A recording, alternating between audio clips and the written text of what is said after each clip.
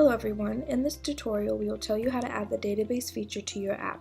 The database feature allows you to connect your app with Firebase, further helping you to import or add records in your Firebase account on the fly. Let's see how it is done. If you see that the database page is already added to your app, click on it. If not, click on View All, search for Database, and click on the page to add it. Existing app users can add the database page into their app exactly the same way. Now let's take a look at all that you can do with the newly added database page. This is your page name. If you want, you can change it to what you would like. From here, you can change the page icon. If you want, you can select a solid icon, an outline icon, an image from our library, or add your own custom icon image. You can even upload 2 different images for the mobile app and the website. Now let's move to the content section. Enter your Firebase URL here. You can follow our tutorial how to obtain your Firebase URL and secret key to easily get the URL. Now enter the database name and secret key here in their respective fields. Let's add the records now. Click on Add Record. You will be redirected to Database Dashboard. In the Manage Records section, you can sort records by name, title, email, date of birth, Facebook, Twitter, Google+, LinkedIn, Pinterest, phone, and description. From here, you can search the records.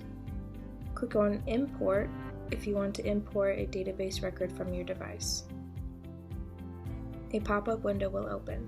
If you would like, you can download a sample file or import a file from here. Once you're finished, click on Close. Click on Export to export a database record. Click on Add Record to add a new record. The Add Record pop-up window will open. Provide all the necessary information such as name, title, email, date of birth, Facebook, Twitter, Google+, LinkedIn, Pinterest, phone number, and description. From here, you can upload an image as well. Once you have finished, click on Save. On the dashboard, you will see that a new record has been added. Click here to view the record's detail. From here, you can edit and update the information of this record. Click here to delete the record. Now let's move to the Manage Tables section. Here is your database name. From here, you can turn the display field label on or off. If you want to add more fields, click here. A new field will appear. Select your desired field type, enter the field name, and click on Update Table. Once you have finished, close the window. You will be redirected back to our Creator software. Now let's check out page style and color scheme.